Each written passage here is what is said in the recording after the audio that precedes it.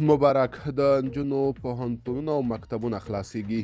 د افغان نیوز قدرمنو لیدونکو پام وکړئ د نن ورځې تازه او مهم خبر ته. اسلامي امارت وایي د نجونو پاتې ښوونځیو او پوهنتونونو پرانیستلو هڅې روانې دي. اسلامي امارت وایي چې له شپږم ټولګي پورته د نجونو ښوونځیو او پوهنتونونو د پرانیستلو لپاره د حکومت په ستره کچه هڅې روانې دي. ذبیح الله مجاهد ویلي د نجونو پر مخ د پاتې ښوونځیو او همداراز د پوهنتونونو پرانیسته د هیوادوالو غوښتنه ده او په وینا یې سرپرست حکومت د خپلو خلکو غوښتنو ته پام لري. د اسلامي امارت ویان ذبیح الله مجاهد وویل هڅې روانې دي.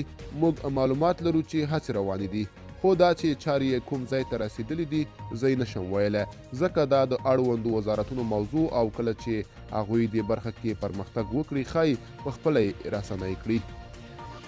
ځینې زده کوونکي د دوی پر مخ د ښوونځیو او پوهنتونونو د دروازو پر تړل کېدو له نیوکو سربیره وایي سرپرست حکومت باید د دوی غوښتنو ته پام وکړي. زده کوونکي مریم وویل موږ دا 2 کاله کېږي چې بې برخلیکه یو او په دې هیله یو چې زموږ ښوونځي او پوهنتونونه بیرته پرانیستل شي، خو هیڅ پایله نشته. له دولت څخه مو هیله ده چې د نجونو لپاره ښوونځي او پوهنتونونه پرانیزي. له دې سره سم د سازمانونو او افغان څیرو یوې ډلې په پرانیستې لیک کې په دیني مدرسو کې د نجونو د زده کړو په تړاو په افغانستان کې د ملګرو ملتونو د ځانګړي استازي څرګندونې غیر موسانه بللې دي. ملګرو دا به زموږ چمتو شوی ویډیو. که تاسو هم د ویډیو په اړه څه نظر لرئ په کومنټ کې ولیکئ. تر بیا ښه وخت، ښې چارې.